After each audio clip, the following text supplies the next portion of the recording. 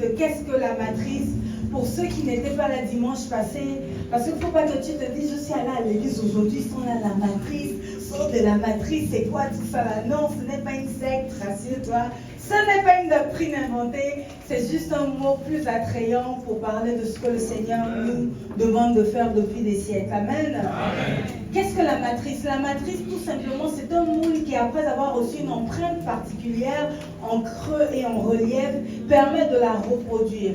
Tiré du dictionnaire de Robert. Ça veut dire quoi? La matrice, par exemple, une matrice permet de faire les chaises de la même façon. C'est comme un moule.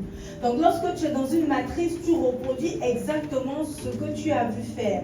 C'est pour cela que parfois, on te regardera, on te dira, ah, toi, tu as pris le père. Oh non, toi, tu as pris la mère. Oh, mais toi, tu as fait un mauvais mélange. C'est les deux qu'on voit. Certains se permettent de sauter et vont directement chez les aïeuls qui n'ont jamais connu. Amen. C'est là où, quand ton père te regarde, il revoit son père en toi, ou il revoit sa mère en toi. Parce que tu es dans une matrice qui fait que tu reproduis ce que tu as vu faire. Que tu aimes tes parents ou pas. Que tu aimes tes aïeuls ou pas, que tu les aies connus ou pas, tu es indirectement, c'est-à-dire sans t'en rendre compte, tu es dans une matrice. Je suivais un documentaire où c'était maintenant une jeune dame qui avait été adoptée, une indienne, qui était adoptée depuis l'âge de 3 mois par un couple français. Et quand je suivais le documentaire, j'étais choquée de constater qu'elle a 18 ans.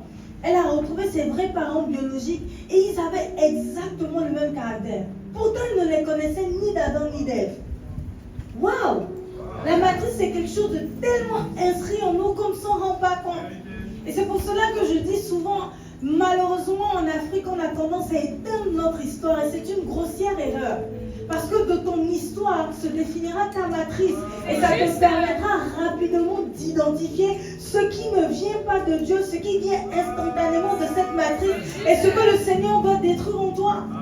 Mais à la base, la matrice reste une base parce que sans matrice, tu n'auras pas de caractère, tu n'auras pas de moule. Il y a des matrices qui font que tu es profondément honnête parce que dans ta famille, on ne vole pas. Ça, c'est une bonne matrice. Amen. Et c'est là maintenant, en tant que chrétien, on a commis un peu cette erreur. On a trop attaqué les aïeuls, on a attaqué la famille, on a attaqué les parents. Non. Tout dans la matrice n'est pas mauvais. Mais il faut d'abord l'identifier pour permettre à Dieu de te révéler ce qui doit être et ce qui ne doit pas. Mais d'abord, j'ai envie de te dire, qui es-tu? Tu ne connais même pas ton identité. Tu n'arrives même pas à distinguer que ça là, ça fait des siècles. Dans ma famille, là, voilà comment ils sont. Il y a des matrices qui font que les femmes n'enfantent pas. Il y a des matrices qui font que les hommes ne se marient pas. Ou que quand ils sont dans le foyer, ils ne sont pas stables. C'est-à-dire, voilà, tu vas commencer à penser que toi, tu n'as pas de chance en amour alors que tu es dans une matrice. Mais si tu ne sais pas, comment tu peux le faire pour te déconnecter?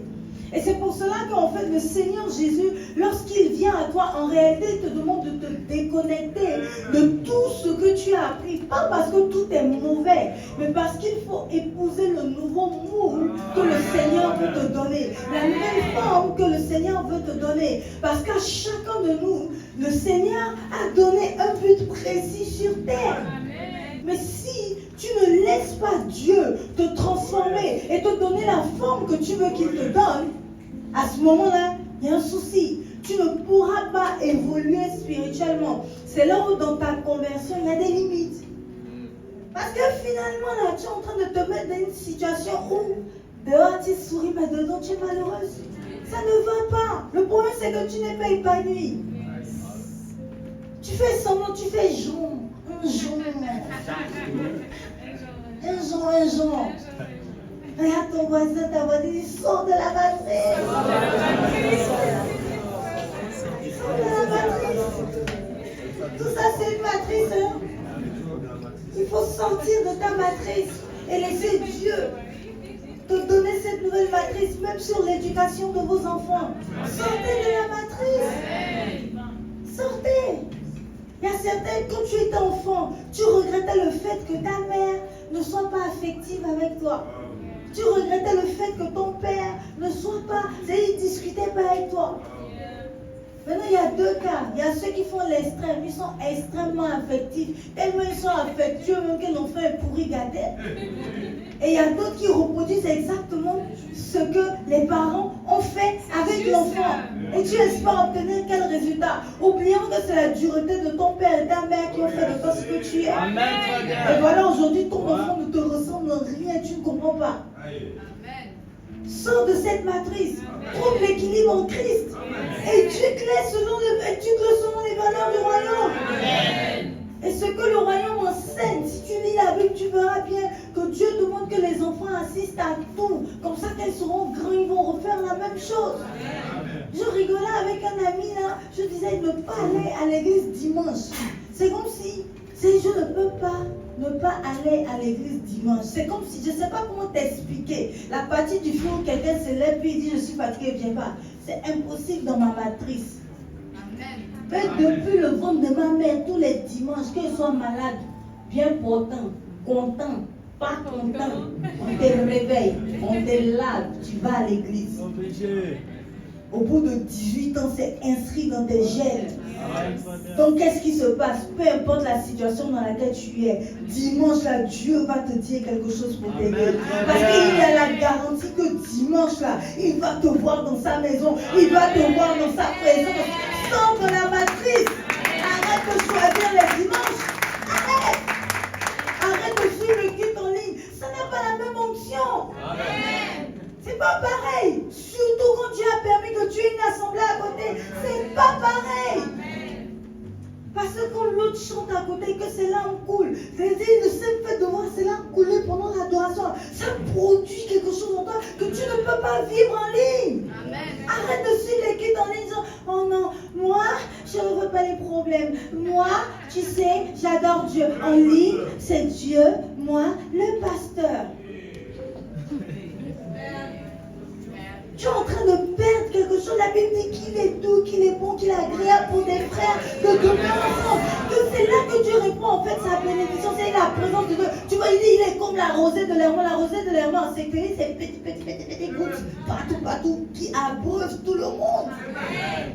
Le fait d'être en présentiel avec des frères, des sœurs en Christ, quelqu'un qui va te dire un bonjour, quelqu'un qui va prier pour toi, quelqu'un qui va t'attraper par la main, quelqu'un qui va te sourire, quelqu'un qui va tellement adorer que tu vas te dire waouh, je ne sais pas encore bien adorer. C'est quelque chose, c'est une nouvelle dimension, c'est une nouvelle onction, c'est une nouvelle faveur, c'est une nouvelle grâce qui se répand sur ta vie. Chaque dimanche, tu dois prendre ta portion. De la même façon dont ta matrice te dit que quand tu vas à un travail, qu'il pleuve ou qu'il neige, du lundi au vendredi, parfois même le samedi, tu es au travail. De temps en temps, tu essaies même de tricher pour tomber malade. Mais comme on va couper dans ton salaire, tu renonces à la maladie. Et tu vas au travail. Parce que si tu n'as pas pointé, à la fin du mois, tu vas perdre peut-être 50 000. Et si tu perds 50 000, tu ne pourras pas payer l'école de l'enfant, tu ne pourras pas payer le loyer, tu ne pourras pas payer la nourriture. C'est une matrice. De la même façon, le dimanche qu'il pleuve ou qu'il neige, tu ne dois pas rater ce moment-là où tu dis, Seigneur, c'est ton moment, c'est ton jour. Regarde, je me suis levé, je m'apprête, je glosse. Moi, je ne me maquille pas en semaine, je me maquille pour Dieu. Après ça, certains me dépassent en semaine. Même si c'est les jours souriants, ils ne vont pas reconnaître. La réalité est dit parfois. Amen. Attention. Mais je me maquille pour Dieu. Je me sers pour Dieu. C'est le matin, on s'est dit, Seigneur, regarde la vie qui est choisie pour toi. Mon culte commence comme ça. Regarde, mon Seigneur, il est Dieu pour toi. Il dit, en cas, si Dieu me voit dans mon bon jour, viens dimanche. Sinon, lundi, c'est gâté. Et je le fais pour Dieu. Mercredi, ils sont en train de lutter avec moi. Donc, mercredi, là, ça dépend. Mais Santé est venu un peu bête. Dieu Santé me dit, mercredi. Amen. Mais tout ce que je veux dire par là, c'est que pour moi, au commencement, Dieu. C'est clair, c'est net, on ne discute pas. Comment sortir de la matrice? Yeah, let's go. Pendant Apocalypse 3, 14 à 22, regarde ton voisin qui rattrape la méditation de la semaine. C'est bien gratuit. On va lire ensemble Apocalypse 3, verset 14 à 22. Nous lisons ensemble la parole du Seigneur. Écrit à l'ange de l'église de Laodicée. Voici ce que dit l'Amen, le témoin fidèle et véritable, au commencement de la création de Dieu. Je connais tes œuvres. Je sais que tu n'es ni froid ni lignon. Puisses-tu être froid ou bouillant. Ainsi, parce que tu es tiède et que tu n'es ni froid ni lignon, je te vomirai de ma bouche. On met pause là. Et le Saint-Esprit me disait qu'en fait, comme la conversion est une transition là, d'où l'explication de ma coiffure pour ceux qui se seraient posé des questions. Le côté blanc représente la pureté. Le côté noir, c'est la matrice. Hallelujah. En fait, tu ne t'en rends pas compte. Il y a une phase dans laquelle tu es qui est comme une phase de transition. Mais le problème, c'est que si tu restes trop dedans, tu vas te mélanger. C'est-à-dire, ta froideur qui est en train de passer, tu passes du froid au chaud. Mais en fait, comme il y a encore du froid, et puis en même temps, il y a encore du chaud, qu'est-ce qui se passe? Tu deviens tiède. Et c'est là où Dieu te vomit. En fait, à un, Dieu va te demander, laisse les morts enterrer leurs morts. À l'autre, Dieu va te dire, vends tes richesses, vends tous tes biens. À un autre, et sur un autre, il va dire, le renard, à la tanière, moi je ne sais pas où je dors. Renonce à ton confort. En fonction de ton état, en fonction de qui tu es, en fonction de où tu es, et en fonction de où Dieu t'emmène, il va t'amener à renoncer à des choses. Et si tu n'es pas sorti de ta matrice, tu vas rater cela. Et c'est à ce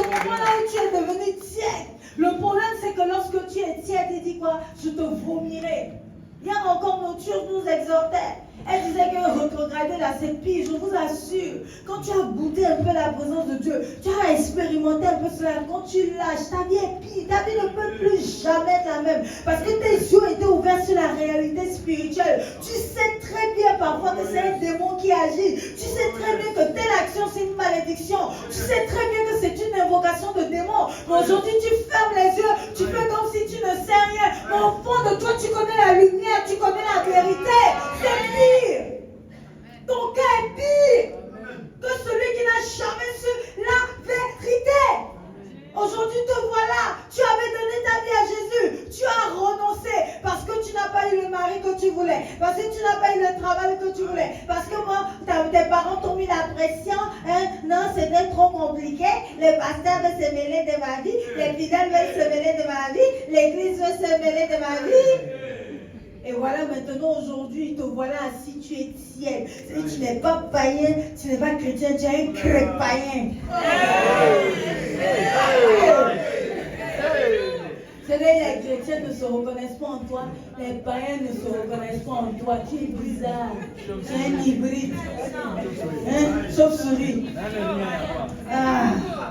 Personne ne se lève, personne ne tape la poitrine pour toi. Dans tes rêves, lorsque tu as attaqué à ces gâtés, c'est-à-dire, et Jésus, Satan, chacun te regarde. Il n'y a pas quelqu'un pour dire c'est mon gars. Te voilà maintenant livré à tout, c'est-à-dire ta vie là, c'est le hasard.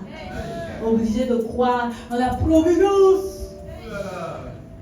Parce que justement, tu n'as pas été froid, tu n'as pas été chaud, tu es devenu tiède et Dieu t'a vomi. Quand on te vomit, c'est-à-dire que tu n'existes plus, ni de près, ni de loin. C'est-à-dire Dieu aujourd'hui, que tu aies la grâce d'avoir quelque chose de bien, que tu aies le malheur d'avoir quelque chose de mal, ça ne lui fait ni chaud, ni froid. Est-ce que tu comprends les conséquences de ta tiédeur? Dieu est indifférent à toi. Tu lui donnes la nausée. C'est-à-dire quand tu passes, c'est le dégoût. Tu vois un peu comme quelqu'un qui a une plaie et puis la plaie soigne. L'odeur, ça fait que on ne peut même pas parler de toi. Regarde. Quand quelqu'un a déçu et déshonoré la famille, est-ce que tu vas t'asseoir avec lui? Dieu te vomit. Parce qu'aujourd'hui, tu es un chrétien, tu es un peu chrétien, tu es un peu païen. Ça dépend de où tu es. Quand on dit ça dépend de qui est ton papa, toi ça dépend de où tu te situes. Au travail, on parle de vol, on parle d'abomination sexuelle, tu commentes. À l'église, on parle de la sainteté, tu commentes. Dimanche, il y a des gens aussi comme moi, si je ne reconnais pas en semaine. Je te dis pourquoi tu ne reconnais pas. Hein, je dis. À l'église, tu es tellement décent, tu ressembles à Jésus. Maintenant, lundi, là, c'est Jézabel. C'est-à-dire, la pile est tellement sexy, les sœurs. Le décolleté est tellement plongeant. Comment, en tant que sœur, j'ai remarqué le décolleté? C'est qu'il y a un souci. Tu es un hybride. La marée est haute quand même. Là, c'est les amis de l'église, puis les amis de l'autre côté. C'est-à-dire, quand on parle de toi dans ta famille, il y a un témoignage. Quand on parle de toi à l'église, il y a un témoignage. Quand on parle de toi au travail, il y a un témoignage. Le jour de tes funérailles, tout le monde est étonné. C'est là on dit, lui, là, il n'est même pas donné. Oh, ah bon? Et puis le pasteur là, mais moi il m'a même offert la maison. Au travail, on dit, lui là, sa bouche était dans tout. Dans sa famille, on dit, ouh, il était une indifférence ici. Hein? On ne peut même pas te définir. Regarde à ta vie. Hein? Ressaisis-toi. Soit tu es blanc, soit tu es noir. Au milieu, là, on vomit ça. Un pied dedans, un pied dehors. C'est dehors. Prends une décision ferme. Affirme-toi. Choisis. Choisis. Arrête d'être un peu. Laisse. Arrête d'essayer de plaire aux gens. Laisse ça. Les mêmes avec qui tu grouves là. Moi j'ai eu des amis ici aujourd'hui. On m'avait dit qu'on se dépasserait. Je n'aurais jamais cru. L'homme là, tu ne sais pas de de quoi est fait votre lendemain. Tu ne connais pas ton avenir avec l'amitié. Tu ne connais pas. Même le mariage, il y a des mariages qui ont été brisés, personne ne s'y attendait. 40 ans de mariage, je suis un documentaire français. 40 ans de mariage, 10 ans de concubinage, 50 ans. Tu sais, ils ont quel âge? 70 ans. Le monsieur divorce. Voilà, avec une autre branche qui est partie. C'est-à-dire, je suis comme ça, je regarde le documentaire et dis, ouais, l'homme est mauvais. Et donc, la femme, en fait, elle a disjoncté, elle a poignardé dans son sommeil. Mais elle a raté. Donc, le mec, il s'est réveillé. Quand il s'est réveillé, puisque c'est homicide volontaire, le mec il allait témoigner pour dire non, c'est ma faute, c'est parce que je lui ai dit que je la quittais, pourtant elle m'a pas tué, moi mais je veux qu'on la libère. C'est là le procureur dit non, mais c'est pas toi le problème, elle a porté atteinte à la vie d'un homme, tentative. Elle me met la piquicou et puis elle me l'appelle, allô, Léné. Elle a disjoncté. Amen. On a interviewé les enfants disent no comment. Surtout la partie où vient témoigner pour qu'on la libère. Donc vous comprenez, personne ne sait de quoi elle fait le lendemain. L'homme pour lequel tu te bats, la personne à qui tu offres ta loyauté, ton intégrité, n'est qu'un être humain. Tu ne sais pas ce que l'avenir vous réserve. Tu ne connais jamais assez l'homme. Ce sont les épreuves de la vie qui vont vous révéler à vous de qui vous êtes. Ne donne pas tout pour cette personne. Donne tout pour Dieu. Parce que Dieu, là, on connaît son devant, on connaît son à gauche, son à droite, tout. C'est une assurance. Car j'ai l'assurance en Christ que ni la mort, ni toutes les dominations, c'est rien, ni les persécutions ne pourront m'éloigner de l'amour de Jésus-Christ. La seule assurance que tu peux avoir, c'est en Christ. C'est avec Jésus. Ça a l'air d'être une utopie. Ça a l'air d'être genre, ouais, les autres qu'on s'est inventé, là. Jésus-Christ, c'est pour que les gens, ils se tiennent bien dans la vie. Jésus-Christ est vivant, il est réel. Donne-lui entièrement ta vie. Arrête de te compromettre. Alléluia. Et nous allons prier pour la fin de notre message. Et on va prier maintenant ensemble. Pour que le Saint-Esprit, que son feu fasse la différence. Prions.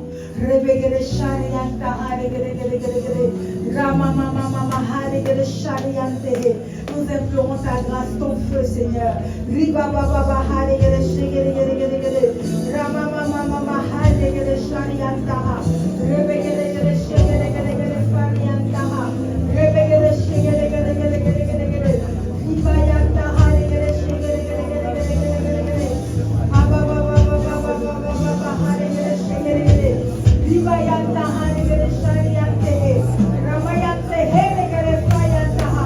allons crier à Dieu pour que les réclamations sur leur vie s'arrêtent et que l'Esprit de Dieu prenne le total contrôle.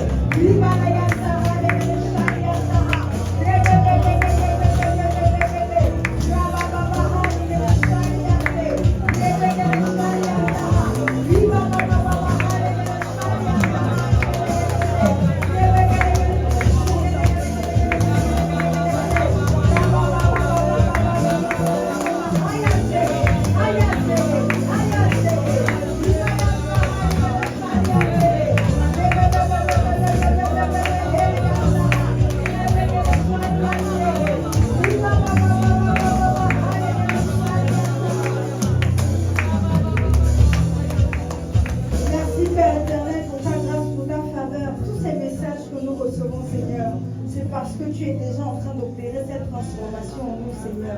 C'est parce que nous quittons ce monde de compromission pour être entièrement dédiés à toi, Saint-Esprit.